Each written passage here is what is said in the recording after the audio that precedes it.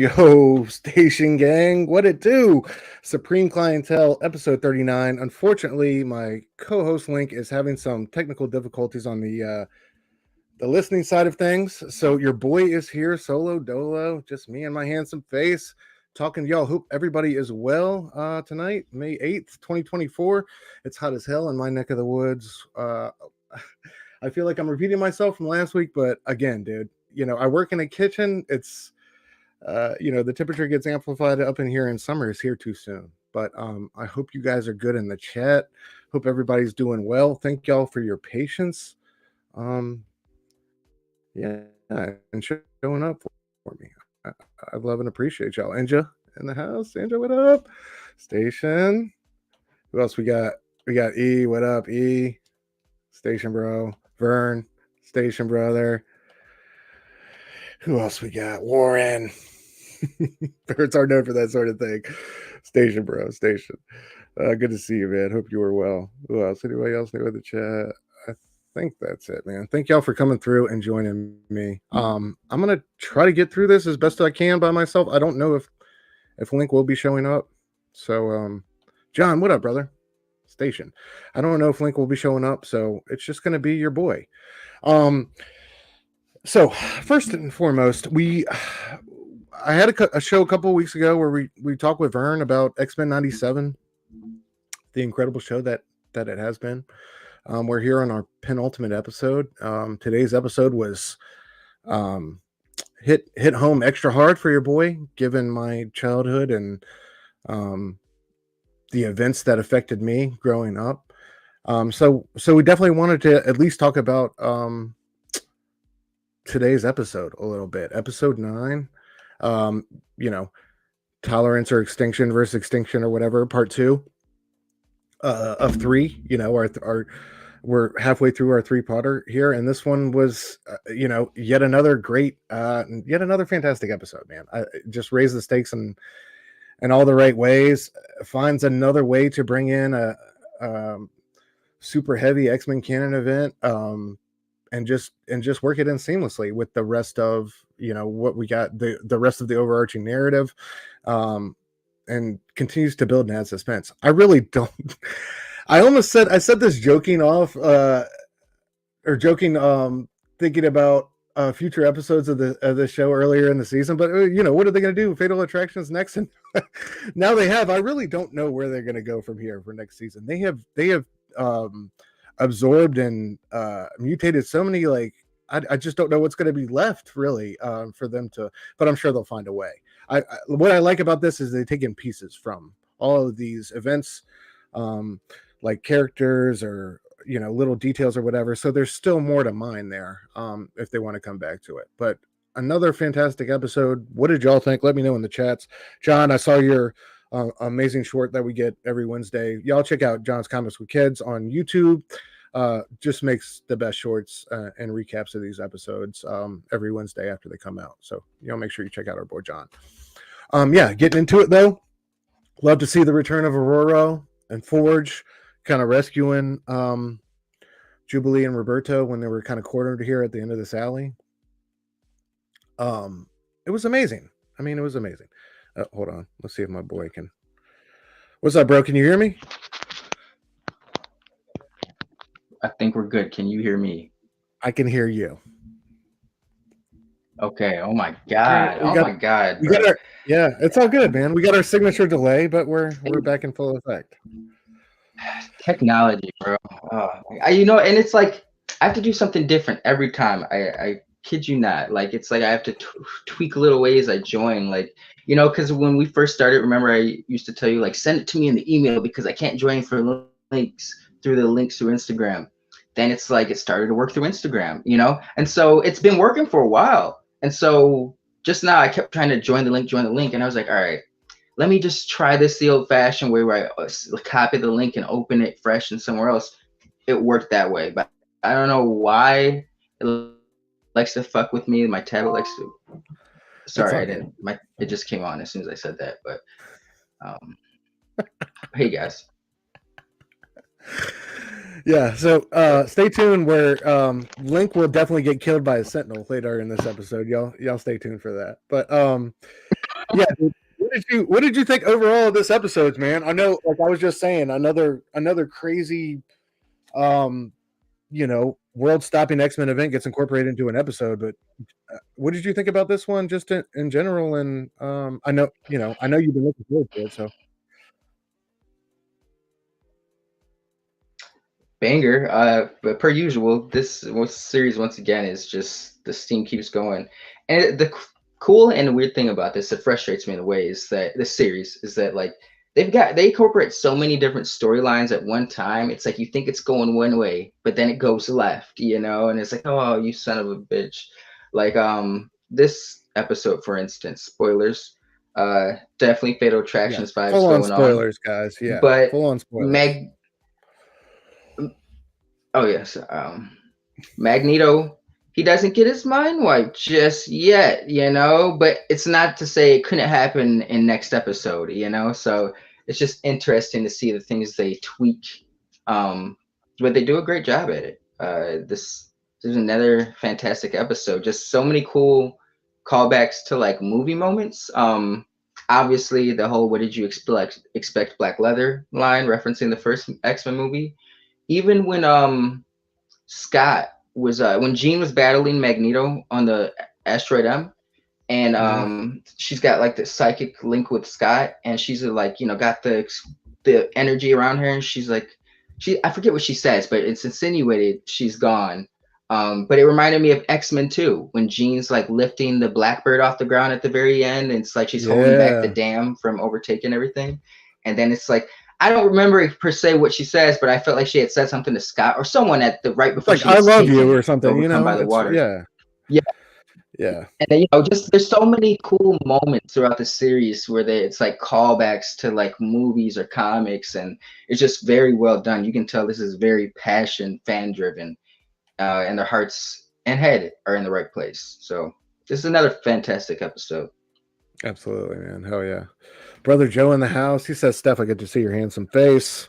That's all that matters." So yeah, Brother Joe, good to see you, man. Yeah, I love the beginning. I love Storm's return, and like John said, look at that hip hop. Yeah. Oh yeah, dude. I love her in that outfit. She looks so great. I've loved this. I've loved that her arc so far. One of my, if not my favorite arc, definitely up there. We get the typical like choose your side scene here. Sunspot. We get Rogue and her old Brotherhood of the Evil Mutants garb, right? Am I correct there? You're gonna have to fact check on my X-Men knowledge, bro. That's her OG costume, I believe. Yeah, man. That's her OG. But yeah, so Magneto's his magnetic like attack. Originally, when I thought he was doing it, he was just destroying all the Sentinels, but he's destroyed the magnetic fields, and so like we're in for like an extinction level event, right? And he's recruiting Rogue and Sunspot, who after all that stuff with his family is definitely disillusioned and not on the same page as Jubilee anymore, to join his new mutant haven. Asteroid M, of course, we're going to get into it, but once I saw Asteroid M, I knew what was going down. Also like how we got the blue and the gold team in this one. I like how the team split up and attacked different directives. The gold team going to stop Bastion and the Sentinels, and the blue team heading up to Asteroid M to try to stop Magneto. That was dope. And of course you get those calls, right? Did Professor X we'll get into it, but did he make the right call there at the end and all that?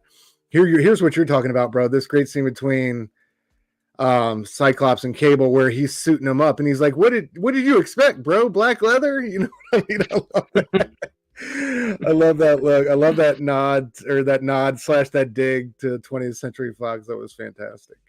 Yeah, and then we get all the OG costumes, dude. We even got the brown and yellow Wolvie. Did you like these, bro? Were you happy to see the team go back to the OG? Yeah, actually, I was just bitching about this a few hours ago to someone about how I was like actually really pissed off when they were advertising the show and Storm was back in the Mohawk, but she was in the white costume. I was like, it's not adding up. That look was a certain moment for Storm, very significant moment in her history, and it didn't seem like it was happening in the show to warrant the attitude look change. I mean, it ended up happening, but she already had the mohawk. Like, the reason that happened in the cartoon was like why she got the mohawk and stuff. But I'm glad she grew out of it. I honestly I was like, why, you know, I get it, the mohawk's cool, but can we not find a more appropriate black hairstyle in this day and age? You know, I'm glad they got rid of the Jerry curls for Bishop. That was never truly a good look, but you know, I'm just, yes, I'm glad. Yeah, the wet curl mullet going on. Like, bro is so. That's all he needed. It was a battle. Yeah, that but yeah, Jerome absolutely. Rome. But you know, I'm glad to see this costume back. Tan and brown. Wolverine always been my favorite. I just feel like it suits him the best. I do love the yellow and blue, but that's the best Wolverine costume. It just looks so good on him. Fire. It does. It really does look great on him. Oh, I was kind of hoping to get with the Cyclops costume. I always kind of liked the X Factor one. I think like when he had the white X going across it and stuff. You know what I'm talking about? I always thought that was like the coolest one of like the goggle era. But that one's cool. Yeah, I love the classic. I can appreciate it. Absolutely. Yeah, the classic's got its place. I don't know about the yellow trunks, but the classic has its place. Yeah. Yeah, so there we go. There's Cable in the yellow and blue, per his conversation with Cyclops. Just thoughts on the Sentinel scene and Bastion being able to control these Sentinels without any electrical power on Earth, and this, what is it? What did Forge describe it as technopathy? You know, using that to using that to power up all these Sentinels. That was, I think he's been a great villain so far in this, and I love his voice. Like homeboy that they got to voice him. You know what? It's weird that you bring that up because I was watching last week's episode last night before, just to prep for today's episode.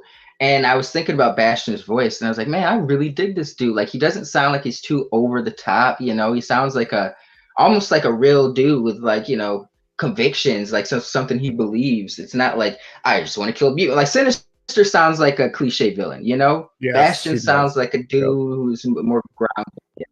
I respect that, you know. But I do find it interesting with the little twists they've added with Bastion. Because I guess technically he's kind of a mutant. He's a hybrid of something, with the whole technopathy powers. Because they just stated that Forge has that as well. So I'm curious to see if they're gonna butt heads at a certain point, or Forge is gonna be like the foil in Bastion's plan somehow. I really hope they don't wrap Bastion up by the next week's episode.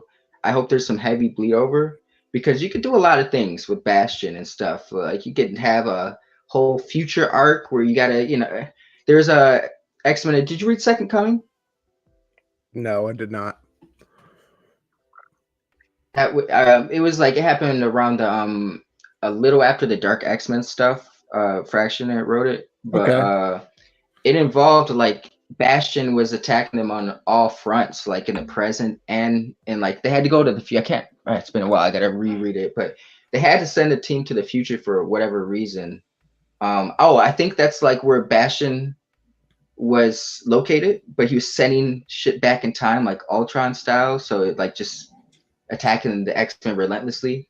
And so it's like they had to, you know, the blue and the gold thing. They had one team doing this, they had another team doing that, but it felt really like dope. The stakes were high, knowing that, you know, it's for, this is especially when they were still going extinct at the time. I wonder if they'll play with that idea, them going extinct. So many things, man. This show gets my mind going. Hell yeah.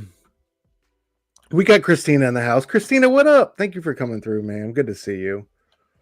Of course, from Paul and the 619's amazing friends. Also, on that note, we got the homie Vlogs. Vlogs, what up, bro? Hope you are well. Thank y'all for coming through. Always good to see the homies. Yeah, and just said the Zaddy vibes are strong with him. Inja, between you and Sheena, every time I posted my Throw Your Sets Up Saturday on Sunday. I was late. Apologies, Fable. But it was a Batman post, and I posted Batman, and Sheena's in my comments like "Daddy," like every time. Some daddy, like she's got some daddy comment. It's hilarious, bro. Yeah, y'all are the best. I love it. I'm not gonna argue with that though. He does have strong zaddy. He does have strong zaddy vibes. Absolutely. And the voice. Yeah, he's a handsome son of a bitch. I like this little like Forge and Storm kind of like, you know, the ship's crashing or whatever, and she doesn't know, like, we don't know what Forge's fate is. We think he's okay, but you know, Storm's always obviously distressed. What did you think about the Cable Jean Grey scene, dude? I know you were just talking about this. This was crazy. I did not see this one coming. That Sinister was gonna pull out the mind control on Cable and just like, dude. And let me just say this for the show: the way it does action, the way it did action in this episode, and the way it's done action in previous episodes is so amazing. The use of sound effects, just the animation, it's so fantastic. I love when she kind of took his, like, she used her telekinetic powers and kind of like exploded his gun, and then he pulled on, like, you saw the trees, the bark start to come off the trees, like coming towards him, like you could tell he was gathering up all of that kinetic energy and like just unleashing it on her. It was just such a sick scene, because you thought he was going to be like without his gun, you know, Cable and his gun, it's like, you know, the one and the two, you thought it was hand in hand, but then like he just kind of like, he had that all of that power out of nature, out of the air. That was just such a fire ass scene. I love that. And he had the dope line when he was doing that. He said, he was like something about my mother's a grade A, level A telekinetic. It doesn't skip a generation or something like that. And then he just like goes ham. It was dope. It was dope, dude. Hell yeah. And there she is, kind of like holding it back, and she kind of looks to Scott and says, "I love you," or whatever. And then, like at the exact moment where it looks like it becomes too much for her to hold back, he gets teleported to Asteroid M, and we're here with Magnus and the battle here on Asteroid M, and we don't know her fate. So that's two X-Men really that we think have died, that we don't know what happened in Forge and Jean. We'll have to wait till next episode to see what became of them. But yeah, like you said, dude, Magneto kind of going at it, wiping everybody out, and then Professor X hits him with the mind wipe, but he does it really. Like I thought at this point, I was like, "Ooh, mind wipe too soon? Like, what are we doing here? I don't know. Are we going a different way?" But then, bro, just like got up off the floor and got back to business. Like, I don't know what we're doing here. You know what? In the comics, the mind wipe was the totality. That was, he had already pulled the adamantium out of Wolverine, and Xavier was just like off his rocker himself, super pissed at Magneto. And there was some of that. I appreciated how some of Xavier's ignorance and like short-sightedness, I thought came through in the scene where he's like, Scott's like, like, what about the Gold Team back down on Earth with the Sentinels? And Xavier's like, there's no time. Like, they're just going to have to handle Bastion on their own. It's like, all right, bro. You know what I mean? It felt really personal, and that he got way too wrapped up in this. And like, I thought that came across really well here. Hold on one sec. Vern, great point, dude. I forgot to highlight that the Storm and Jean conversation was one of the best scenes on the whole episode, dude. Make them mind your weather and make them weather your mind. And then Storm talking about when she was down and out in her lowest moments, how she remembered how her sister came back from the ashes and rebuilt herself better than she was before. Such a powerful and awesome scene. Great call, bro. Anyway, sorry, Link. What were you about to say?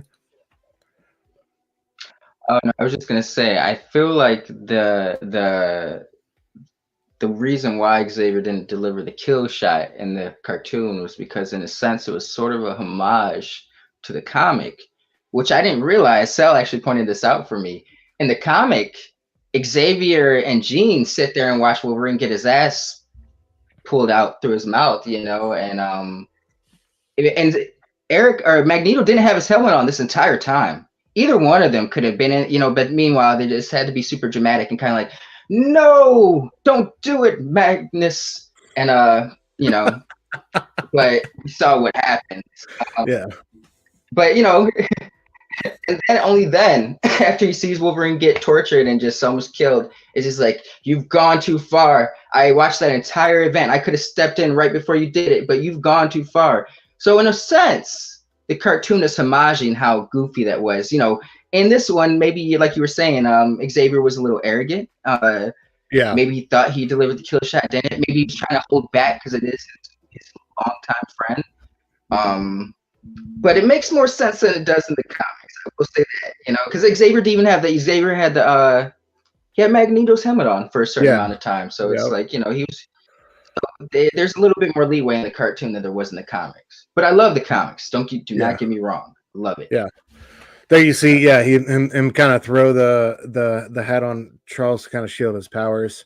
And then we love this. I love this line. A reference to hold on, I got it queued up. This is from the season finale of season 1, where they were going after Senator Kelly against the Sentinels on basically what was like a suicide mission at the time.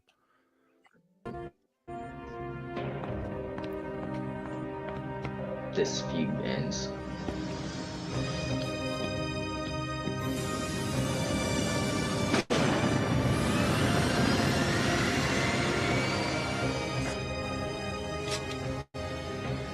You're all fools.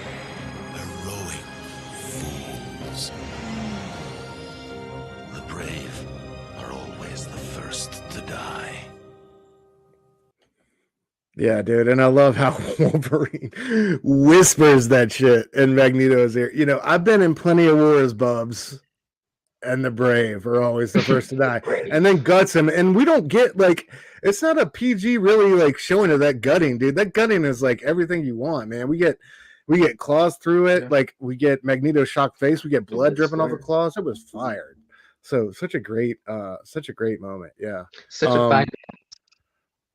Yeah, dude. And it was, part of me split on it because Fatal Attractions was the moment, like, I realized, like, the superhero that I love most in the world was human, was not truly like superhuman or undefeatable.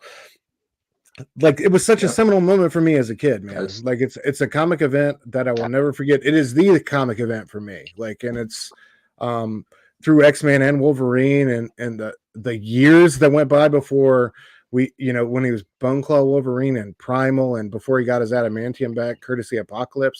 It was a long journey, dude. So this was start of something crazy. And like, you know, a lot of the things that Marvel threw at the wall didn't stick for me as a kid when they were trying to keep up with the rest of the big boys. But this is an event that did not escape me, that, you know, I felt on every level emotionally, and it was huge for me. Like, as a Wolverine fan, as a childhood comic book fan. We've already talked about it back on Thanksgiving. We went over the Fatal Attractions episode. I've not been shy about my love for this event, but I loved, like, how this is our last image. We don't even get the whole joint, but dude, such a great homage, to the Cube Air artwork. There it is, dude. I mean, it's just so good. Iconic, bro. Yeah, man. And of course, the Hildebrands. Oh, I love that card. I had to throw that one in. You know what time it is. But dude, it's good card. I mean, like, part of me is mad that Fatal Attractions is over and done with in like 5 or 10 minutes, but at the same time, I felt like it was so well done. I can't be that mad. And the way they've just stacked event upon event in each episode of this season has been seamlessly incredible. Man. Yeah. Like, I want to complain, but at the same time, they've done such a good job with it. Like, I can't. I'm right there with you, because it's like, damn, let me enjoy this for a minute. But it keeps going from one thing to the next. But they do it so well. It's like, damn, I really would like to see this fleshed out a little bit more. But it's like, at the same time, they're doing such a good job. I can't. If it's not broke, don't fix it. I wish that the X-Men writers for the comics would take a cue, as well as the MCU. Just saying.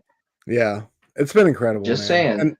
And it felt very real, that whole situation, as to like how Wolverine would stab him and cause that type of like wound to where he would, like, you know, like the whole sequence of events felt like very real and believable. And I don't know. Yeah. I thought it was very well done. So, Absolutely. man, shout out to the team behind X-Men 97, dude. Yeah, bravo. Bruno says that was the comic moment of my childhood. Same, brother. Same. And it is going to be super rewatchable, dude. Yep. I think this one's going to be evergreen, honestly. Absolutely. It's going to be on some Batman the Animated Series type of shit. Like, this one's just going to last forever because it's so, I just almost want it to be its own thing. Like, we don't need a season 2. This has just been, like, if they just had this and, like, we have 1 or 2 more major events in the finale and that's just, like, it. You know what I mean? It's like, what else do you want? We literally covered everything. But, yeah, man, I don't know. If we get Age of Apocalypse, I'm gonna fucking die next episode. That's what I was thinking. I was like, they set up like that's what they're so good at doing. That setting up pieces where you think they're going one way and it doesn't. Like they've set up Zorn. They still set up Zorn in a sense. Okay, so say Magneto gets his mind wiped at the end of next episode, season finale. He has his mind wiped. You get introduced Joseph, where people think Magneto's younger somehow. He just doesn't remember who the fuck he is for whatever reason. But meanwhile, there's this Zorn character out there. You don't even have to do Joseph. You could just have Zorn come up, and maybe it's a confused It's kind of like Joseph, where he doesn't have memories, but he ends up finding out who he is. And I don't know. Even with the Age of Apocalypse, we've got Magneto and Rogue as a pair so far. Maybe it'll change by next week's episode, but Age of Apocalypse, that they were the couple. They even had a child together. So it's like they're setting up pieces, and it's that you could always do the whole time travel thing. So say next season opens up and like the first couple episodes are in a dystopian universe. The end of the season, you could go back to them saving time, and it's in present day. It's like there's so many cool things. Oh yeah, bro.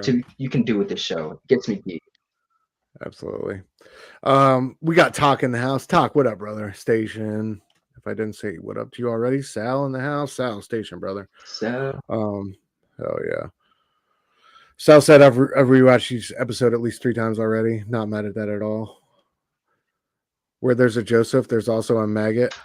I'm not as well versed in the, okay. So you know better than I do about that one. I don't. The only reason I say that is because they've been kind of playing on the name of like 97 in a sense. Like Bastion was a big 90s X-Men villain introduced in the year 97. Marrow and Maggot were 2 members who kind of joined around. Marrow actually joined when Bastion did the whole Operation Zero Tolerance. I believe Maggot joined shortly after that. He's an interesting. His immune system is like outside of his stomach, and he's got like they're in the form of like these 2 maggots who can they're kind of big. They got like this husk shell looking to them, but they can devour anything, and he can like reabsorb them, and they can like give him super strength and shit. He's an interesting character. Man, but yeah, I'm here for it. Hell yeah. Oh yeah. So yes, shout out X-Men 97. Such a great show. Highlight every Wednesday. All right, so getting into our new comics this week. Of course, Free Comic Book Day. Let's break it down, guys. Ooh, check out this comic book. Ooh, are these new? All right, I thought we would start with our summer events. We would kind of, one has already started. The other we got a preview for. I figured we would kind of take a look at both and pit them against each other, see what we thought, put our 2 cents in, which one we're more excited for or more impressed by. Of course, this past Saturday was Free Comic Book Day, and with that, DC gave a sneak peek of their big summer event, Absolute Power #1. It was only 10, 12 pages, something like that. It wasn't super significant, but at the same time, you kind of see where they're going with it. Basically, the top 3 figures there at the top, Brainiac Queen, Failsafe, the Batman robot, and Amanda Waller are going to conspire to basically enslave / prison all the metahumans on Earth. That they become irresponsible. They can't do their jobs objectively or whatever. I think the case to be made with that is mainly with Failsafe, right? But yeah, I think it's going to be an AI versus humanity type of deal. I think the way they're going with it is, Waller and Failsafe are gonna entrust the Brainiac Queen, or take too much from the Brainiac Queen. Then the Brainiac Queen is kind of crush both of them, and they're gonna be, all the superhumans are gonna be in prison, and that's the way I see it going. But just overall, just like with the general ideas, I know the House of Brainiac was going to be a big thing for them initially at the beginning of the year. I feel like it's getting smaller and smaller, but Absolute Power. I don't know how many issues the main series is going to be. I looked it up. All I could get was info on issue 1. I know at this point they have 18 issues with tie-ins, prologues, all that stuff so far. I'm sure it's going to be a whole Not too deal. bad. But yeah, this one, it's going to be spearheaded by, I think, Mark Waid and Dan Mora on the main title. This one, as the preview, had Mark Waid writing it with Mikhail Janin, famous for their work with Tom King's Batman. Just a great artist, a fantastic artist. Oh yeah. But yeah, just kind of gave us a little preview of what we can expect here. And we start with Failsafe here. I love this profile shot. Failsafe's kind of imprisoning Haywire. And we get kind of like this cool little universe flip up where Failsafe is working with criminals. Clock King is kind of like the prison guard down here, right? And they're moving Haywire for like some type of like processing. He doesn't really know what yet, right? But he's kind of like wondering, like at the time he's like, I love how Clock King describes Failsafe. He's like, it's like if Batman crossed with a Terminator. I felt like that's so accurate. And he's like, it's not about punishment, like nobody's punishing you, just like, things have changed, just come on. He's trying to keep him calm all the way, right? We get a little bio from Amanda Waller, like, Amanda Waller's running the show behind the scenes, and it gives like, she lost her parents or the loved ones at at an early age. We don't know exactly what happened, but she's always had a chip on her shoulder for superheroes. Obviously with Suicide Squad and all that. Suicide Squad is going to have a part to play in Absolute Power. We don't know what yet exactly, but yeah, I don't know. But Clock King's basically explaining to Livewire that Waller is the hand that rocks the cradle on all of this.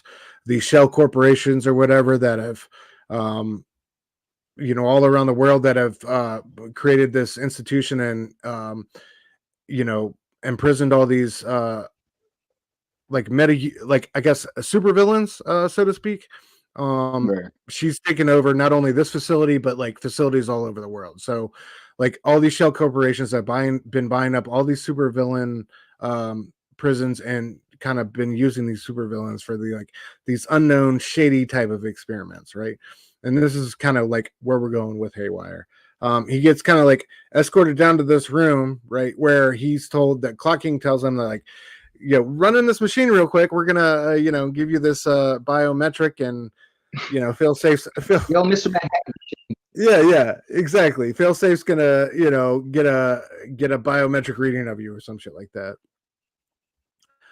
Like he goes in there and they're like, all right, so we need you to start exerting your power, like really go hard on this target. The harder you go, like the more readings we can get, the more information we can get. It's still mad ambiguous, right? He doesn't know what he's doing. He gets kind of get up in this room, the door closes, he starts using his powers, and like in a real Ice Cream Man horrific type of twist right here. I love how his like skin kind of goes, right? His cheeks kind of depressed, and he's like, what's happening? And he's laying it on. He's given all of his power and then some, as instructed by Failsafe. He's like, let me out of here. He's trying to get out, and like basically everything goes haywire, intended, and he becomes a red stain on the glass, right?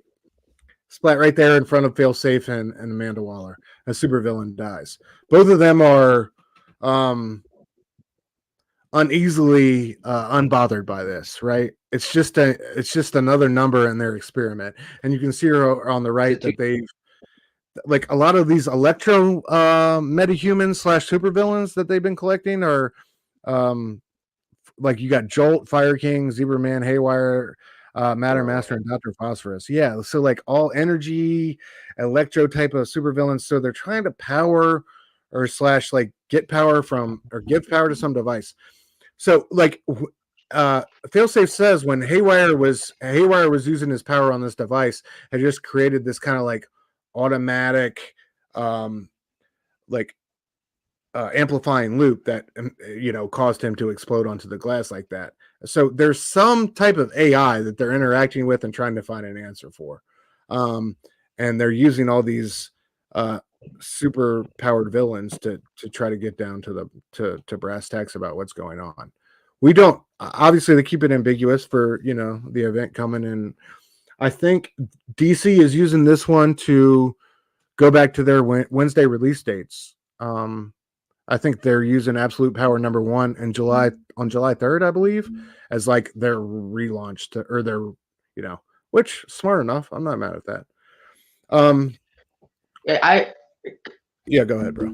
No, I was just gonna say real quick. I always respected they did that, but it was almost like redundant in a sense because it's like people aren't gonna make 2 trips. More than often, a lot of people aren't gonna. They don't have the time or they don't want to make 2 trips. To the comic shop in 1 week, especially if it's just to pick up. Maybe it's like you're going back issue hunting or you got some free time. But if you're going to pick up weekly comics, you're not going to want to go 2 days out the week. If they come in on Tuesday, you're like, all right, everything else comes out on Wednesday. I might as well wait till Wednesday to pick up the comics that came out on Tuesday as well, So I applaud that. At DC, I am more of a Marvel guy. I enjoy them all at this point. I grew up more Marvel, I will say. But I will say I've always noticed DC's the one to kind of stick it out for the reader. They were the last ones to go to $3.99. They're always trying to do something to give the reader an incentive. But us Marvel zombies, we just keep, we take the abuse and keep coming back. Yeah. Oh yeah. But yeah, so towards the end of this issue, we kind of see how unhinged Waller is. Really, she's got a precog there. I forget. This is Dreamer, and she's basically like, my plan. Tell me, will this work, right? And Dreamer has this vision of the future. I love this shot by Mikkel Janin, right? Where we see an imprisoned Justice League, basically.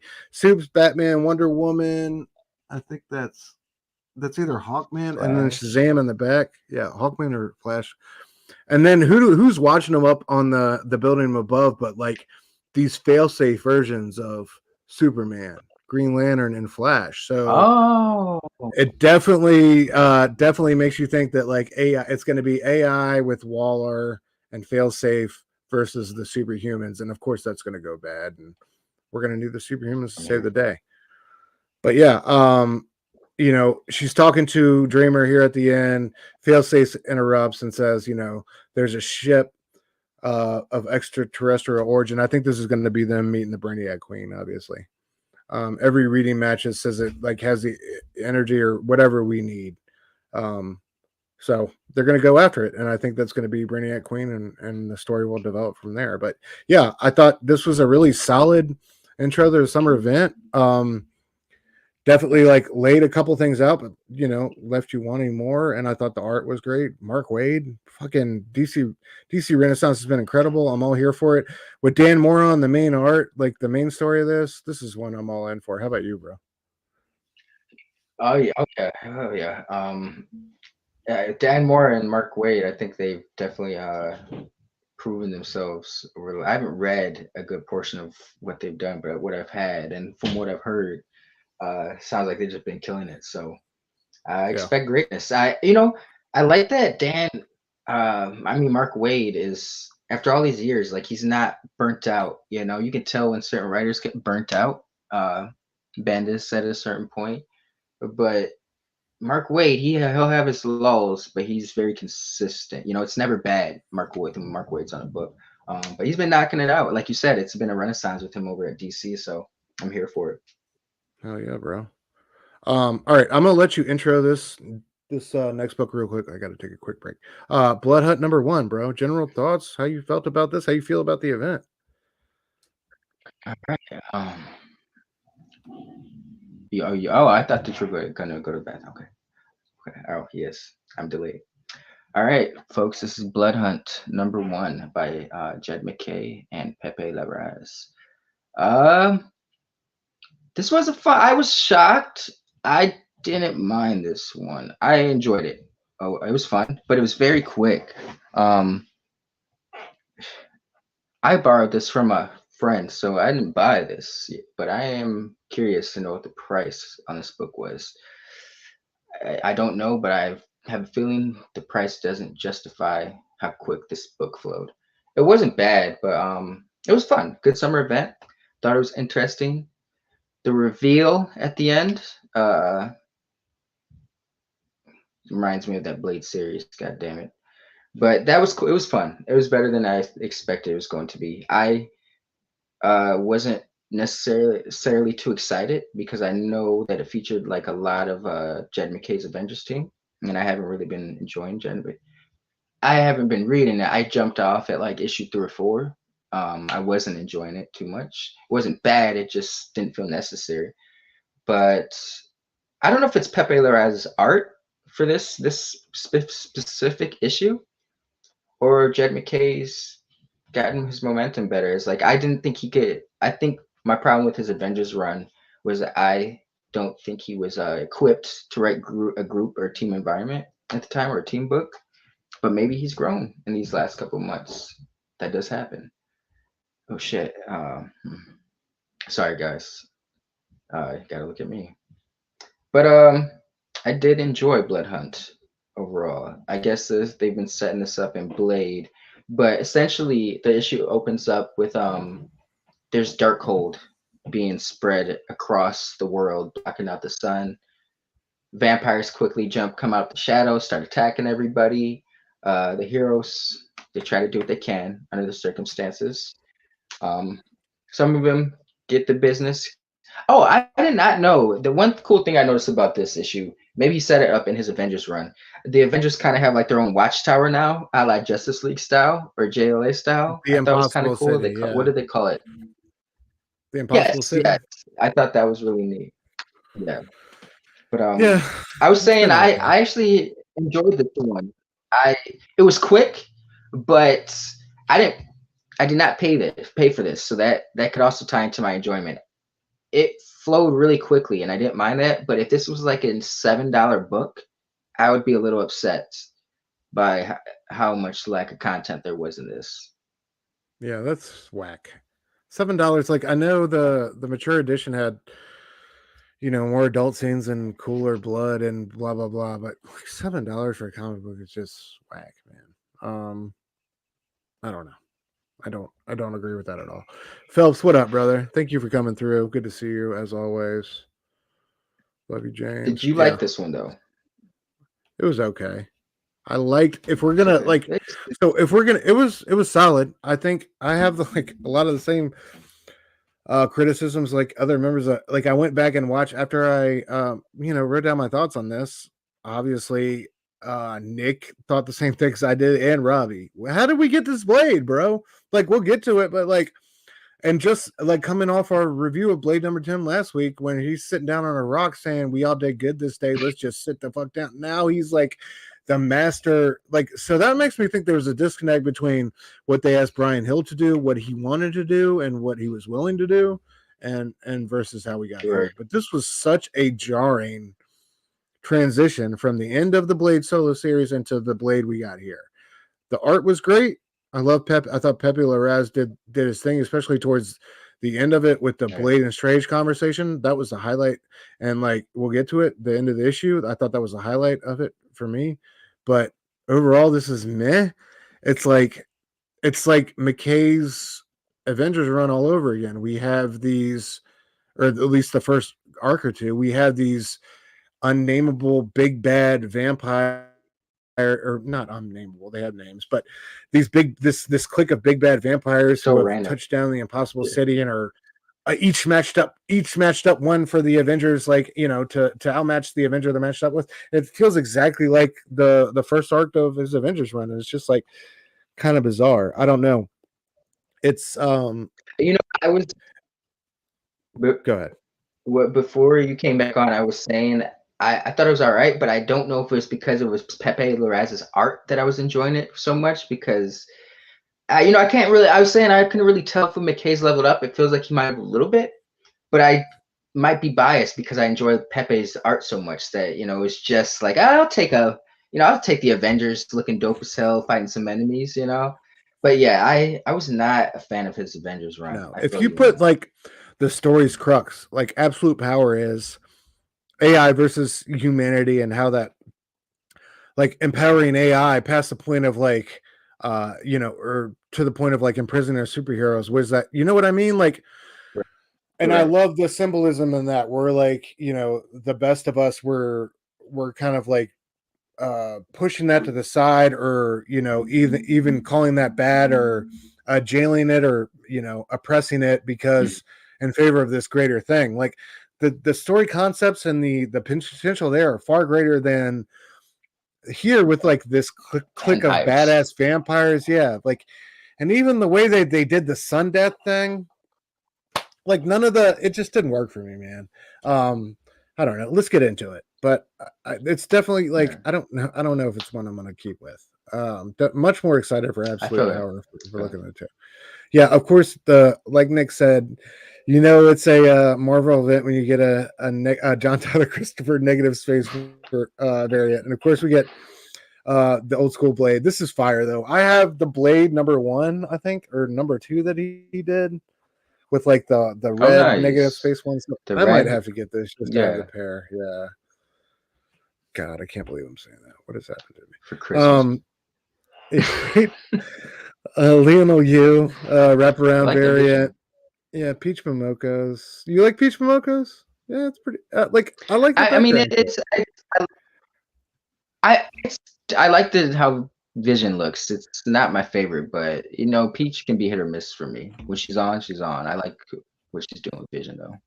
Yeah. Art Germ. Nice little what is that? Tigra? Yeah, Tigra. Yeah. And then Gabriel Delato is doing a connecting variant, which we got the first of. And then Kill New, who did some killer variants for that Avengers run as well. 1 in 25. All right, yeah, let's get into it. The sun death is happening, right? All these former, what is it? If you've practiced the Darkhold or had some type of interaction with it before, like it's basically turned you into a reverse portal where the dark forces are coming out of you, right? And they've used this to kind of like, black out the skies and give the sun nowhere to shine type of deal. It's completely controlled the atmosphere. This was okay. This was. Can I say,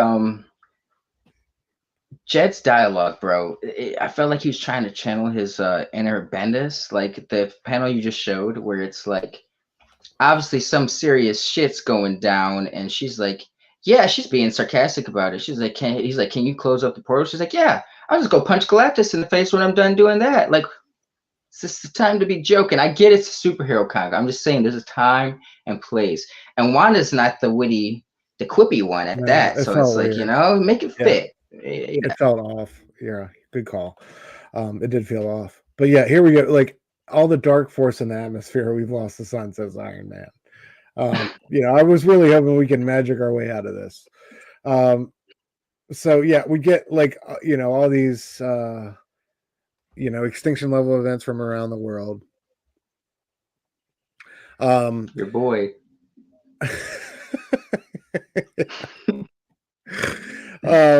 There he is. I love this, like how we're in Latveria, right? These guys are running for the border, right? Like, and they get into Latveria, and yeah, it was, dude. It was a great use of Doom, just for a one-off, right? Of course you're safe. Like, of course you're safe in Latveria, yeah.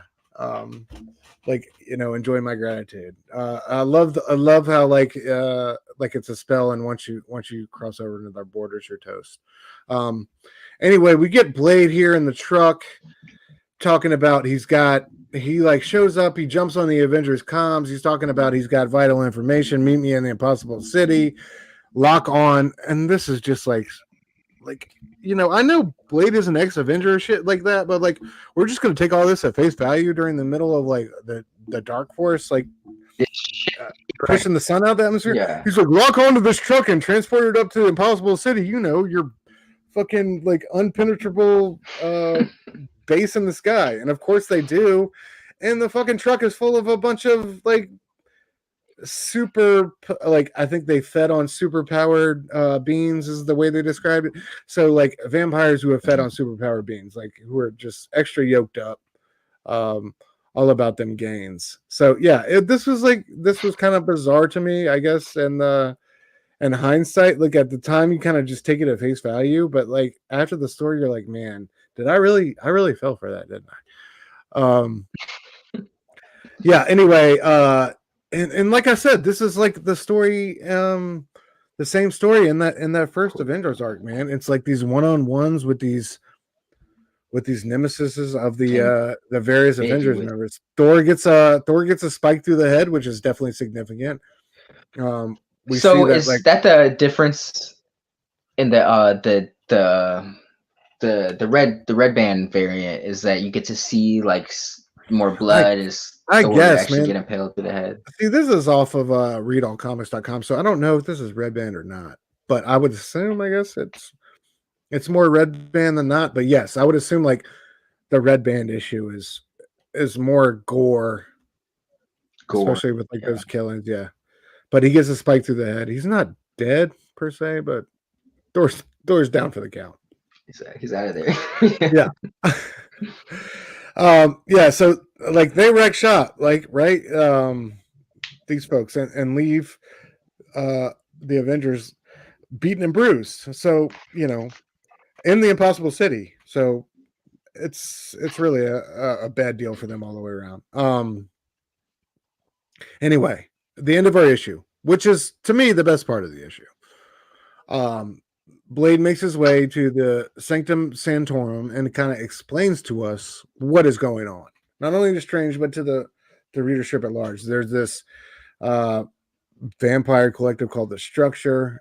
You know, the worst of the worst. They've been, you know, planning all this, like they, you know, plans upon plans to take out all these different safeguards and you know, stumbling blocks along the way. They're like, you know, Atlantean rituals, you know, global uprisings, etc., a kill squad, right? And like as the more Blade talks, the more suspicious you get, right? He seems a little too knowledgeable about everything. So it kind of spoiled the surprise a little bit because by the time you get there, you're like, well, no shit. But at the same time, it was dope. And it's good for I think the, you know, exposition part of the story. Like you kind of find out where you're at.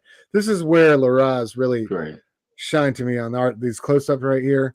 You know, and with Blade talking to Strange. And Strange and Clea at the time are trying to enact the spell that will basically like just wipe out all vampires on Earth. No questions asked. And Blade asked him, you know, yeah, like, you know, some of them are on your side, aren't they? You know, and Strange is like, I'm a doctor. If I gotta cut away a gangrenous limb, you know, to save the patient, I will do it. You know, great explanation. Save the patient, or, you know, sacrifice the patient, save the world. We just know right there that shit's gonna break bad, right? Like I just knew right there with Blade asking him, you know, even if the vampire's on your side, or anyway, they keep going on, you know, and then here's Blade with that. Do you know who it is that did, you know, who blotted out the sun? Do you know it is who you know, who called the children of the night, this or that, while Strange is frantically trying to put the spell together to kill all the vampires. And then this last scene was the best of the book for me, dude. Him getting run through from the back with the blade. You know, great. So Blade is like by some wild ass uneven stretch of the imagination, Blade is the cult leader here, despite like the way we just ended up in Blade number 10.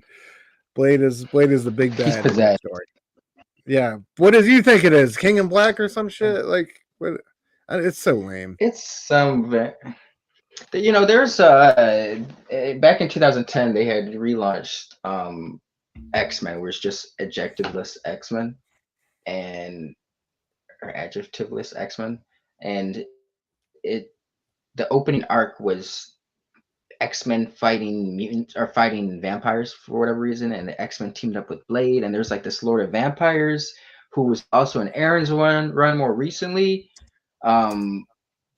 I feel like it could be tying to him some sort of way. I don't forget his name. He kind of looks like Null. That's funny you brought up King of Black. He's got long white hair, pale face, because Null does look like a vampire essentially. But there was a bit of dialogue. This made me question Jed McKay once again. Blade had said something strange about how we didn't think Wanda would use a spell to eliminate a whole race of people. I'm sitting here thinking, like, is that supposed to be like sarcastic? Because we know what House of M, right? We all know House of M happened. Like, so I don't know if Blade was still saying that line to be sarcastic, but it didn't come off as sarcastic, So to me, it felt like I don't know. I give Jim Kay the benefit of the doubt. He knows what House of M was, so he's got to know that Wanda has eliminated an entire race of people with a spell. And Blade was being sarcastic. The tone didn't come off like that. I don't know. There's something that just the execution didn't land for me, where it made me question. I was like, yes, Wanda did use a spell to eliminate a whole race of people. Yes, that did happen. But yeah, I'll check out the next issue. It was fun. Man, I don't know. Highlight was Pepe Larraz's artwork. I think that's really the only reason I'm here. I love Olivier Coipel. I can never pronounce his name. But I feel like Pepe is evoking some of him in his art here. So that's fucking amazing. I think both of them. So I'm here for it. The art, at least. So he says Red Bandit strength gets cut straight in half. No coming back from it. Like, I fuck with that. Okay. That's still not worth a $7 price tag, but that's fire. Oh, Phelps just saying what up to everybody. Hell yeah. Yeah, man, I don't know. Red Band for $7. Give me a fucking break. Yeah, we'll see. I don't know. I think I'm gonna enjoy Absolute Power more than Blood Hunt this summer. But I don't know. Like I feel like both of these I feel like DC has kind of changed their landscape a lot from like the beginning of the year, where it was going to be like the Brainiac. I don't know, but I kind of respect that they're willing to change things around on the fly, and I'm also excited to see how it interacts with Zdarsky's Batman storyline, because I'm particularly interested in that. So hell yeah, very true. All right, safe. Yeah, man. Let's move on to Get Fury #1. Garth Ennis back writing Frank Castle. This is not just Frank Castle, Captain Castle, right? The ghost of Firebase Valley Forge, which we covered with Manny a couple weeks ago on Punisher Born. And this is back with Jason Burrows, who's done a bunch of work with. I know Cross, my boy, Mr. Anthropic, is all about that. Just a couple variants here, nothing crazy. Nice little Juan Ferreira painted joint. Yeah, solid. Who we got right down there? I can't see though. Roge Antonio. I cannot pronounce that first name. I'm not gonna hold you up. Yeah. No, it's all good. Roge Antonio. Yeah, it's all right. It's nothing like crazy. We haven't got Jason Burrows did the cover B there on the right, and then Dave Johnson. I love the homage to the Punisher's first appearance of Spider-Man. That's dope. Anyway, man, this one takes us back to Vietnam, the NVA controlled territory, and where we're at, like, we get those like this old narrator starting us off with these two Fable characters, and anytime their paths intersect, it's a story worth telling, right? And of course that's he's talking about Fury and Captain Castle. But we start off here with Captain Castle. It's just like we pick up where not necessarily where we left off with the Punisher Born, but he's just like exactly the same character. I love how Homeboy's like, these two guys here are these guys are going around and collecting all the dogs and exterminating them per some inane army orders to do so, right? Rabies. Castle's perched atop these sandbags with a enemy skull, and they're like, Jesus, is that an enemy skull? Like everything's against protocol and standards. They don't know how to handle it. They're like, well, any dogs around here, right? And one of Castle's men comes out with this tiny little pup, right? And they try to inform him, and he's like, well, you're gonna have to kill me if you're gonna kill this dog. Only goddamn thing I can find it in me to love in Vietnam is Sammy, and only goddamn thing in Nam that can find it in him to love me is Sammy. So, like it's Sammy or death here, and Castle's. I love how Castle's got his man's back here. He sends these guys scary, and just a great little intro for the character, just to remind us of who he is and what he's willing to stand on when the time and place comes. But these guys are they're going to give him shit, but they're clearly not going to push the button anyway. He's wanted by his superiors to go and talk about a situation that's happened with Colonel Nick Fury, right? And Fury has basically gotten himself captured. He's run into the NVA. They got overrun. And he's a prisoner of war. And obviously Fury can't be kept prisoner because he's got way too much knowledge. He's got, I think at this point they say that he's got knowledge of like every major operation that they got going on in Vietnam. And, obviously he's got way too much sensitive info in his head, and they're afraid that the Viet Cong is going to torture it out of him, or the NBA is going to torture it out of him.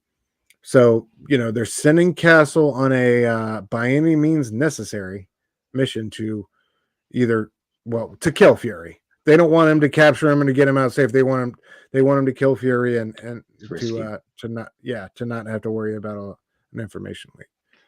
I don't know. Just thoughts on just in general, like working your way into this, bro. Were you happy to see the Punisher Born character again, and kind of Garth Ennis picking up where he left off? I will say I don't know if I was necessarily happy, but I was comfortable because I was like, when I started reading this, I was like, oh shit, I was just in this world like a few weeks ago, so it was easy for me to get acclimated to this book because I'm like, oh shit, so this, it's because I feel like I don't know if every Garth Ennis books takes place within his universe. Like I'm sure he's done like some standalone stories, but with anytime he does a Punisher book, I'm like, he's just such a great Punisher writer that he can tell any kind of Punisher tale, no matter the time set, So sometimes you have to get yourself into a new story like that. But like you said, it was like picking up where Punisher Born left off in a sense. So it was very easy for me to get back into the swing of this world. I don't know if it's because I'm more acclimated, like I was saying, but I will say that it was a breezier read for me than Punisher Born was. Maybe it's the artwork. Okay, or not okay.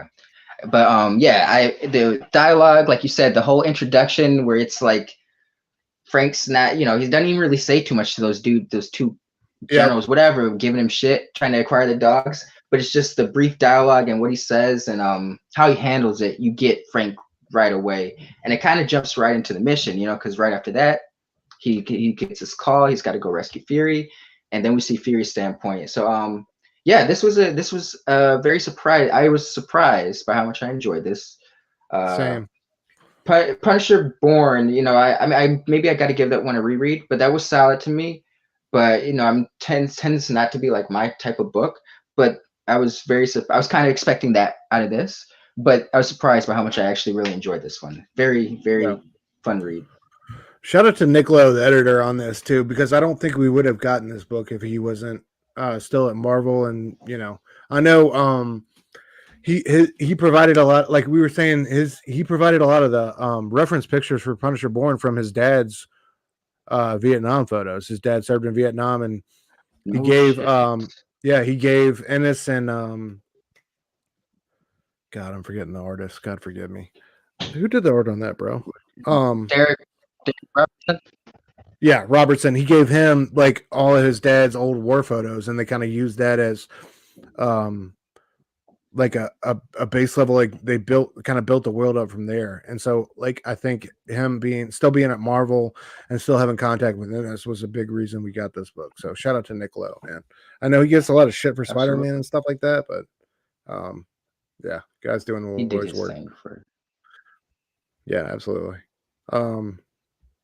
Yeah, here we go. He has knowledge of every operation the agency is currently running in Vietnam and its neighborhood states. He knows the names of our operatives on both sides of the DMZ. Many risking their lives on deep cover assignments. A fraction of what they'll get out of him could put us back to square one in Southeast Asia. So Fury's got to die, man. Like, none of that info can get out, right? So the only way they see they're doing this is putting a shooter in range. Obviously you're not going to like go all out into like, one of these Vietnamese prison camps or the Hanoi Hilton or whatever and bust him out. You're going to have to snipe him from long range. So that's what they want Frank to do. And as he's the best shot remaining in country, he's the one chosen. So yeah, that's what we do. Then we get Nick's kind of version. He gets picked up with these couple other guys who are definitely expendable, and he tries to remind them of that, right? One of these guys falls down when they're being walked through the jungle, gets a shovel to the back of the head, and then literally gets buried alive. One of the other guys who's with Fury, Fury's trying to talk this guy off the ledge, right? He's like, hey, man, look, they got no reason to keep you alive. Like, just shut up and do what you're told, and you'll be all right. Obviously, this guy loses his shit. He's like, you can't do that. You can't bury him alive. He's a human being. God damn it. Blah, blah, blah. And then dude gets a machete through the side of the skull.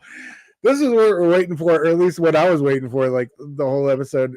Given that it's a Max book and that like Jason Burroughs is on the artwork, I was waiting for some blood, guts, and gore, and Ennis, of course. But yeah, finally towards the end of the episode, and I feel like it's almost like they felt like, all right, we're here at like the last couple pages, and we haven't given him shit. We got to give him something. We got to give him right.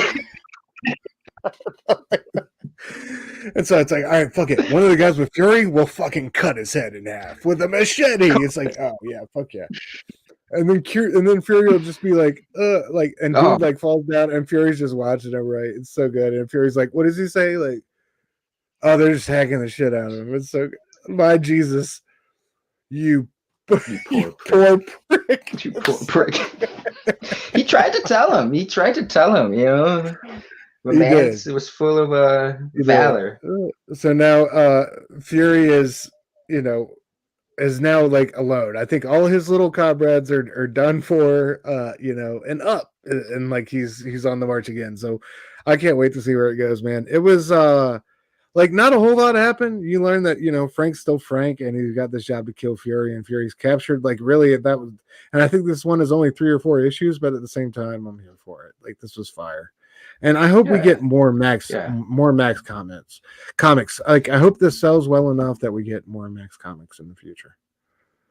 Bring back the line, bro. Like yes, man. That's one thing I don't like about Marvel is like I feel like there's certain titles, even when there's a lull in slumps, that you should still be putting those out. I get why the Ultimate Universe ended. I feel like it's a line that kind of should be toyed with or tinkered with or rebooted every couple years, but not slept on or it's like they did for the last couple years.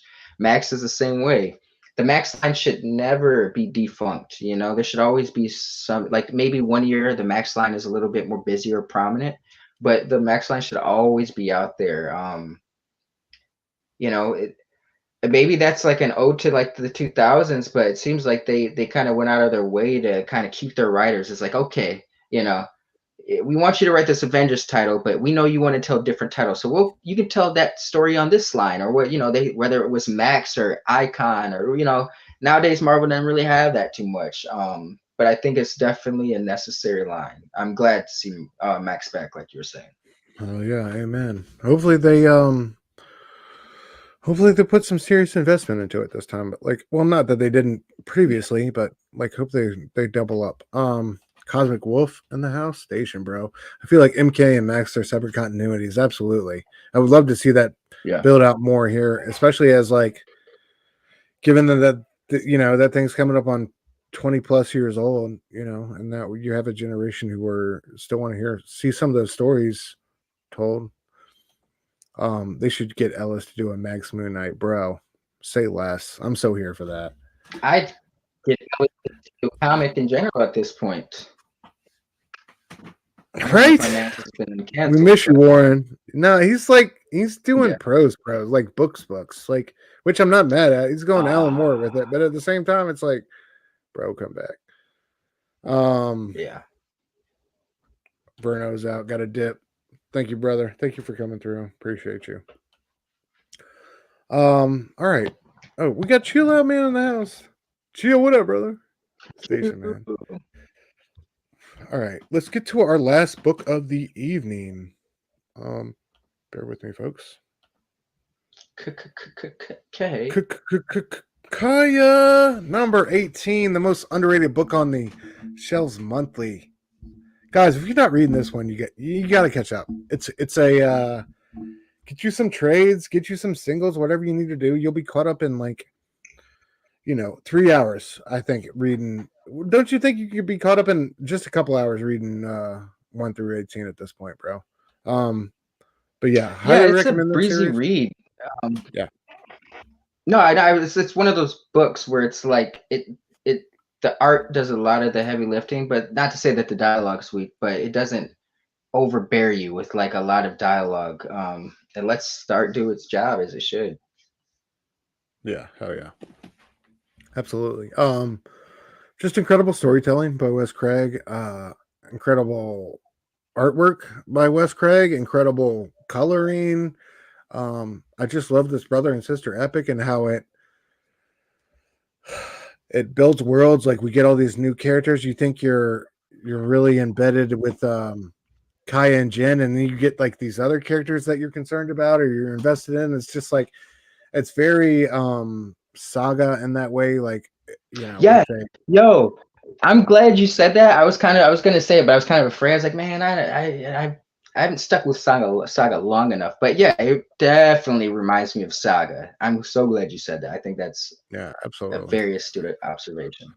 But it's just fire, guys. And I like, we wanted to. This is a book I wasn't reading until Manny came on the channel and recommended it to us for a read, and I caught back up with some past issues, and now it's like a book I look forward to every month, man. It's fantastic. I can't say enough positive things about it. Again, like, if you obviously what did you Deadly Class with Rick Remender? Remender. Yeah, Dave Craig, but like at the same time, or Wes Craig, like at the same time, like this book on its own like deserves all the love. So like definitely check that out, but check this book out first. Yeah, I don't know. How would you describe it to Cosmic Wolf? He says he sees Adventure Time, Shadow of the Colossus, and the Horizon games. I feel like that's accurate in a sense. But there's still so many like twists and turns that it does. But there's still so many twists and turns that like I'll think I know what this book is about, and then we go in a completely different direction. You know what I mean? Cool. But I definitely think Adventure Time is there. Absolutely. Yeah. Anyway, and even the Horizon, I can see that why he would say Horizon Dawn series. Yeah. Or they. Yeah. So I'm trying to catch us back up. We got this Siege of the City. The robots are kind of coming in from the outside, trying to find Jen and his sister. They're also at the same time, they got caught up helping this rebellion, right? And so like we have their overarching epic, right? But at the same time, we have like the trials and tribulations of the people that met along the way, and that they've agreed to help out / not help out, or what have you. So I love how their story's still in play, but also it's about like these people that they're interacting with at this particular moment in time. Dude, this issue blew. Just general thoughts, bro. This issue blew me away. I thought it was fantastic, just from start to finish, with the action, the colors, the art, the character development. Did you There's enjoy even it? no, yeah. I was gonna say it's got everything you could want from a comic. Like you were saying, it's the colors, the art is great. Great character moments, even an emotional turn towards the very end. You're like, oh my, Yeah, it's kind of like shit. It's a little gripping, But yeah, this is so random. But I feel like Wes Craig would be a great artist for the Energon universe. Like, whether it be filling in for Transformers or doing something in Void Rivals, his art has that flair to it. But that's a yeah, great beautiful call. stuff. I thank you. Wes Craig, man, I just speak on his artwork. Like you're not joking when you say like the book is just a beautiful to look at, and he feels like yes, art is very cool. He's an artist who's constantly evolving. Like I remember seeing Wes Craig for the first time. It was like maybe 2007, 2008. It was like some Wildstorm series. Wow. But it wasn't too big, but he was a solid artist then, but it's nothing like what he does now. It was still interesting looking. Because I remember seeing Muhammad Asrar, and I don't remember really enjoying his art. He like took a while to get into the swing of things. But Wes Craig has always been a very interesting artist, but his style has drastically changed, but he's always been aces. But yeah, just I feel like since the last, because I had to get caught up with this book, but I feel like the last issue I had read when Manny was on was like he's leveled up even since then. Like I don't know, I really appreciate that. You Yeah, can tell I he puts a agree. lot into this book, and the fact that he's writing it. Just my bad, I went on a tangent. Yeah, no, absolutely. Like I thought he definitely leveled up, especially with this issue. Like this issue was just so many great, incredible action scenes. As we get to it, so like, let me try to find my place here because there's a lot going on in this issue. I think we start off with, so we start off with like this whole grand conflict, right? That there's been this attack, the rebellion, and like I said, the Kaya and her group have found their place, like where they're kind of helping this rebellion, right? At the same time as trying to accomplish their own goals, and they get caught up trying to sneak this princess into the into the tower, into the palace or whatever. And they essentially get backstabbed. But we also get the bigger conflict at play here with the Achurians, who are the robots, and the king yelling at each other. So we hear about what's going on, right? But these two are still trying to do their own thing. Then they get backstabbed by the princess herself, right? It seems like I was confused, but I'm still trying to make sense of that because I had to flip back through a couple pages because the characters kind of look very similar. I either think it was the princess or the person that one of the people closest to the princess. Yeah. But Yeah. so they get her up through this like level in the tunnel, right? And then this trap door that Jen and Kai are standing on top of gets released, and they fall down below, and that's basically like then their doom, right? This giant giant robot attacks them or whatever. We get this. I love this beautiful moment where Jen transforms at first into a bird, elegant. Right? Jen transform, and I love how Jen's like little symbol, like his little finger up like that, and then like that little symbol. I love that. It's just so. Anytime you see that symbol, like it's very crude and rudimentary, but at the same time it works because anytime you see that symbol, he's trying to transform, and some of the things he can transform to are wondrous and magical and unbelievable, right? But here he's just a bird, a little sparrow trying to fly away from this inescapable situation. He gets kind of knocked asunder by this robot's claws, right? And I love the twee, like I love the sound effect. Like, you really feel like the bird is like it's met its end, right? Yeah, exactly. And then you get like, all right, so this is until any of you Kaya fans in the E, I guess that'd be you. But I don't know this character's name, right? But this character obviously has the connection to Jen. He sees what Jen is going through here in this real world, and he gives them like this extra bump of power, right? To Power up. yeah, exactly.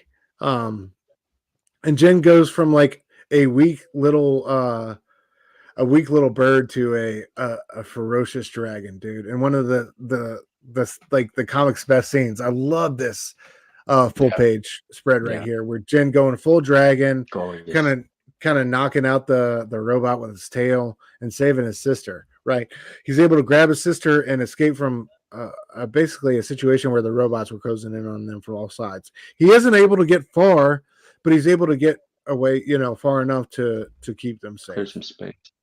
Again, look at this action. Look at these colors. I like the they got good sound effects, bro. That's a delicate art. Just even the previous page where the roars coming out of the dragon's mouth, you know, I like what they do with that, the placement.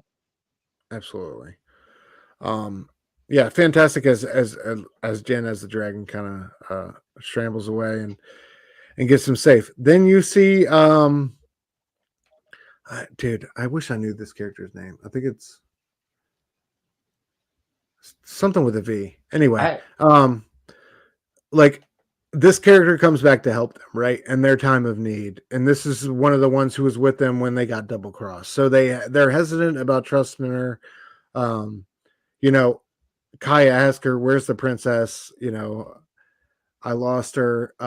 Can I trust you or whatever?" And I love how Kai asks that question and Jen answers it for her. We can trust her.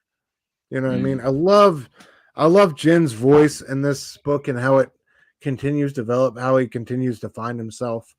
We'll get to more of that here at the end of the issue, but I just love how solid, steadfast, and morally like sound Jen's voice is. Like, even though he's kind of figuring out himself and his powers, I just love like all the things he's coming to represent. And Kai on the flip side, I feel like his impulsiveness, is recklessness, is like there's things good and bad, but ultimately I think we start to see, like we've seen it in issues before, but here, especially towards the end, you're starting to see these two characters, brother and sister, kind of drift apart and become different people. And I think it's just going to be an epic journey. I think it's going to be amazing. I mean, it already is, but just like the way they're going. Anyway, this is what I'm speaking on. This character that was with them when they got ostensibly that was part of the double crossing party, has come back to help them, right? And is helping them escape. And in the rush to escape, they're going through this tunnel, and Kaya wants to close the door.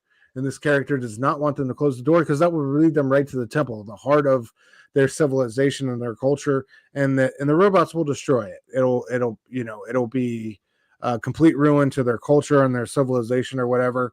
And even though this character has come back to help them, right? And Kaya does it anyway. And we see these. What are you doing? Oh, this is sure for ruin. And Kaya does it anyway, right? And they kind of, you see all the robots kind of go by this closed gate and on up into the temple, into the sanctuary. And Kaya, I love this moment where Kaya kind of tries to justify it to herself, right?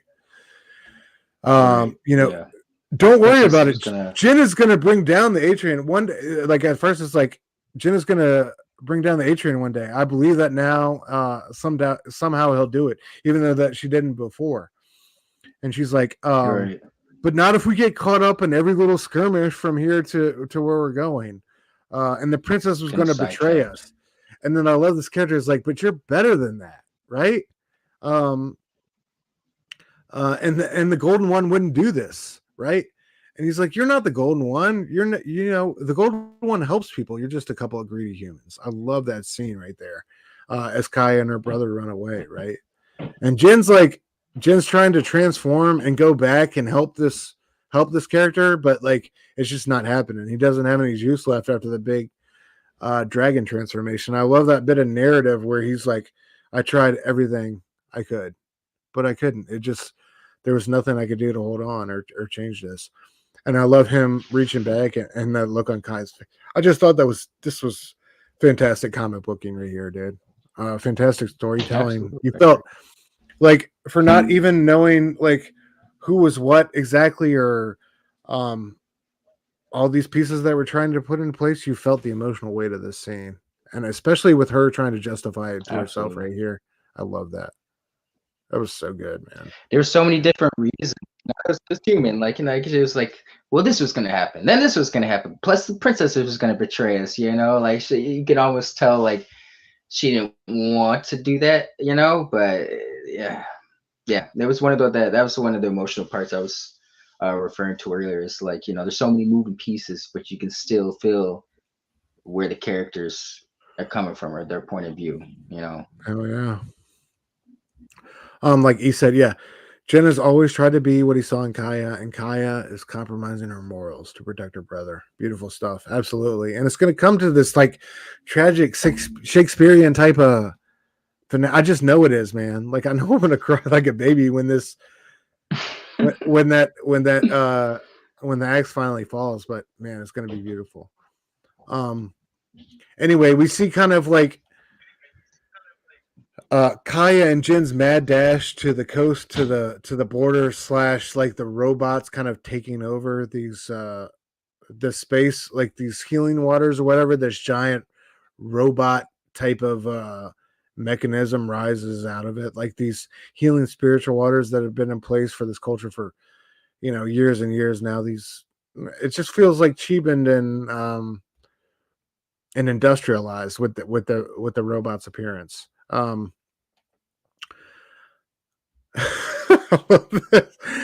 Kaya Kaya and Jen on the back of the I guess like the dinosaur or the reptile or whatever on their way to escape. Kaya like hammer smashes the statue and it falls. I love that scene.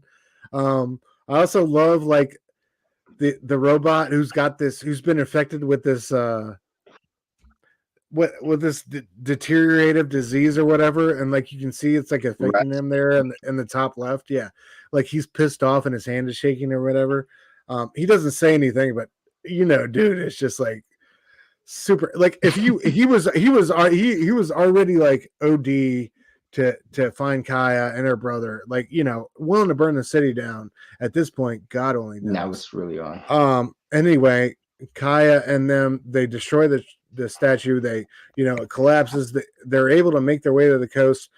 They get to the coast and they find that like the gold that Kaya like you know, betrayed these people for to get passage on these boats for ended up being like, you know, not necessary because they were too late. They couldn't get it on the boats. And I love this, like you said, dude, this scene between Kaya and her brother. What, we betrayed them all for nothing, right?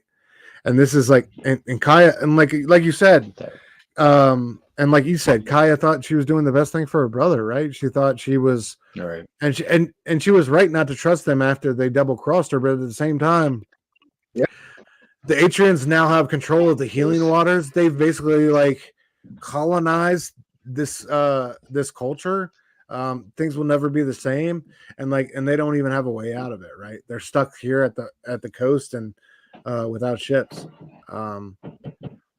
So yeah, I don't know. It's gonna be super dicey. We're going on the Dragon Road now. I don't know what the hell that means, but it doesn't sound good. It doesn't sound carefree and full of joy and rainbows, dude. The Dragon Road sounds like, you know, we've already been through hell and back. Not only that, dude. Next issue 19. We're getting a sneak peek at Kaya as a pirate. We're getting a sneak peek at Kaya's future. We're getting a Jim My Food variant. I think a variant B cover, and we're getting a Junie Ba backup story. So dude, this book continues to do itself. Junie Ba is also writing that Boy Wonder book that's coming out with DC. He did Monkey Beat. Y'all check him out. And Jim My Food. MAHFOOD. Yeah, y'all check him out as well. amazing creators, writers / artists. Two of the best out there. I can't wait to see what all three of these guys do with this next issue. Man, it's going to be incredible. Yep. But yeah, I don't know. Yeah. Look at Kai crying there on the coastline, dude. It's going to be. I don't know. She's feeling it, bro. Jen's lost a lot of faith in his sister in this one, man. This one has taken a major hit, like because they became close to these people in these past few issues. You know, spending time with them and regardless of like the princess's decisions, you know, that one, you know, Varia or whatever decided to come back and help them and they still betrayed them. And I don't know. I think Kai's gonna find herself in like a sad, lonely place, and she's gonna have to really reconcile some things. And I can't wait to see how her character arc develops, man. It's been such a great book. Yeah, and anything it else sucks you wanna for say her about just Kai? because. Sorry, bro. Oh no, I was gonna say sucks for her. Oh no, good.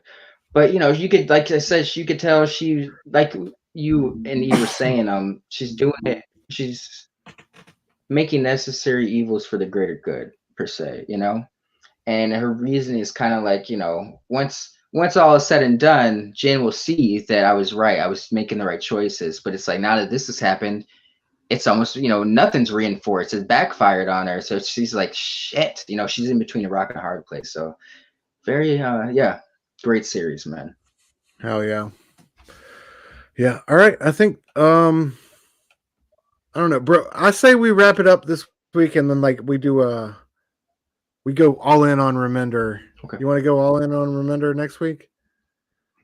Yeah, that sounds like a plan. Just as a preview, we're gonna finish up next week. We're gonna finish up Remender's time on All New Captain America from 2015 with Stuart Immonen, and then we're also gonna get into Frankencastle, one of my favorite Punisher stories ever. Yeah, Remender writing a literally like a Frankenstein, a Frankencastle, dude. It's just you think you know, or you think you can imagine. No, I take that back. You can't imagine what that story would be and all the twists and turns it takes. It's fantastic. It's one of the best, most oddest stories in the Punisher lexicon. I don't think there's one more creative than that. So I can't wait to get into it with you, bro. I forget who did the art on that. Who did the art on that bad boy? Do you remember? I think that it changed a little bit, but I think it was like Terry Moore did the opening arc, and it might have been like Roland Bashi. I can't pronounce his name. Okay. Yeah. That sounds right. Finish it off. Hell yeah.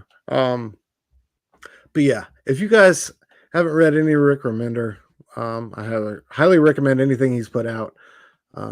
But yeah, it's just been a joy and a pleasure to cover his Marvel work.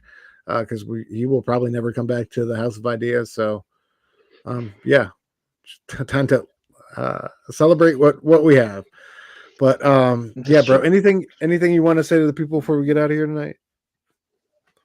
Oh no, thanks for hanging with us, and we love you guys. You know, you've been great. We see you in the chats. Oh yeah, thank all y'all for coming through. Catch us. We got a show Thursday night, 9:00 with Verno. We're doing The Strangers this week. One of my all-time favorites, man. That movie's terrified the shit out of me the first time I saw it. And then yeah, Friday night, Blame Fable. We're doing a celebration of John Thomas. Y'all come through 9:00 p.m. Eastern time on One Collection Down's YouTube. And I think that'll be it for the next couple of days. But as always, thank y'all for coming through and spending time with us. We love y'all. We appreciate y'all. Just a reminder to stay patient out there. Move with love. Yeah, I think that'll be it. Station, y'all. See y'all next.